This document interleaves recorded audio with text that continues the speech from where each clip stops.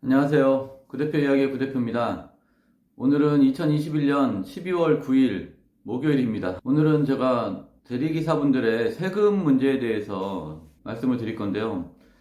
내년부터 고용보험이 의무 가입이 되잖아요. 근데 그게 고용보험만의 문제가 아니라 소득세도 문제가 되고요. 더 중요한 거는 의료보험입니다.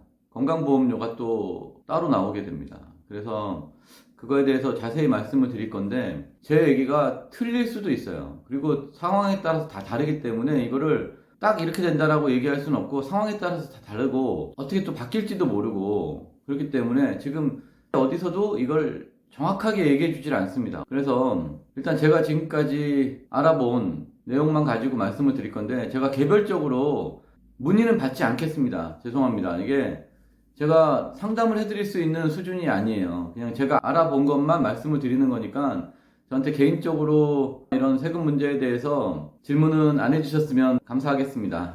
일단 기본적으로 고용보험 가입되는 거는 다 아실 거고요. 근데 이제 고용보험을 가입한다고 해서 그걸 받는 거는 쉽지가 않을 것 같아요. 제가 볼 때는. 왜냐면 대리운전을 그만두시는 분들이 대부분 자의에 의해서 그만두잖아요. 사고가 많아서 보험이 가입이 안 돼서 그만둔다든지 어떤 불가피한 상황으로 이제 그만두는 게 아니라 보통 본인의 자의로 의해서 그만두는데 고용보험이 기본적으로는 스스로 일을 그만둔 경우에는 고용보험을 주질 않지 않습니까? 그러니까 고용보험 타는 건 사실은 좀 어렵지 않을까 이렇게 생각이 들고요.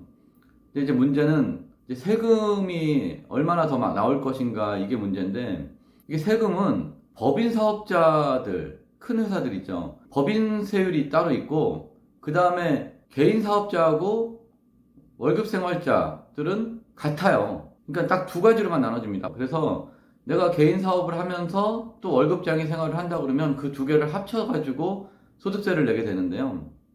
세율도 똑같고.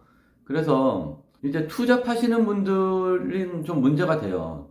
아무래도 회사에서 알게 될 확률이 있거든요. 투잡을 한다는 거를. 근데 고용노동부에서는 회사로 통보를 하지 않는다 라고 얘기하기 때문에 이게 회사가 무조건 모른다 라고 추정할 수는 없어요. 그러니까 이게 좀 애매한데요. 고용노동부에서는 회사에다가 통보하진 않기 때문에 모를 수 있다라고 얘기하는데 저는 반대로 통보를 안 해도 회사에서 알게 될 확률도 있다. 거기까지만 얘기하겠습니다. 이거는 저도 뭐 정확한 게 아니라 가지고 하여튼 그렇고 이제 세금이 보통 1200만 원 이상부터 4600만 원까지 그 구간이 15% 구간이에요. 세율이 15% 구간인데 대부분의 대리운전 하시는 분들이 연수입 1200만 원에서 4600만 원 사이잖아요. 근데 이게 4600만 원을 예를 들어서 얘기하면 수수료를 뺀 금액이 4600만 원을 의미하는 건 아닙니다. 단순 경비율이라 그래가지고 한 17% 정도를 감해줍니다. 그래서 5500만 원 정도 수입이 되시는 분들 20% 수수료를 빼고 5500만 원 정도 수입이 되시는 분들이 4600만 원 그 구간에 딱 걸리는 분들이에요. 단순 경비율 17% 정도를 빼고 그래서 5500만 원 정도 수입 되신 분들까지는 15% 세금을 내셔야 되는 구간인데 이게 그 전해에 세금 신고가 되신 분들은 그게 맞아요. 15% 정도 세금이 나오는 게 맞고요. 근데 이제 우리가 최초로 세금 신고를 하는 게 내후년 5월 달이잖아요. 그러니까 내년 1년 동안 모든 수입을 다 확인을 해서 내후년 5월 달에 세금을 내게 되는데 직장 생활 하시는 분들은 직장에서 받은 소득하고 대리운전을 해서 얻은 소득하고 다 합산을 해가지고 소득세를 내게 됩니다. 15% 정도를. 근데 물론 거기서 이제 또 공제되는 부분이 어느 정도 있으니까 그건 개인들이 다 다르기 때문에 제가 뭐라고 말씀드릴 수가 없습니다. 근데 어쨌든 기본적으로 세금이 15% 정도가 나온다. 그래서 3천만 원 소득이 있으신 분들은 연에 한 450만 원 정도, 450만 원까지는 안 되겠죠. 그래서 이게 세금이 생각보다 많이 나올 수가 있어요.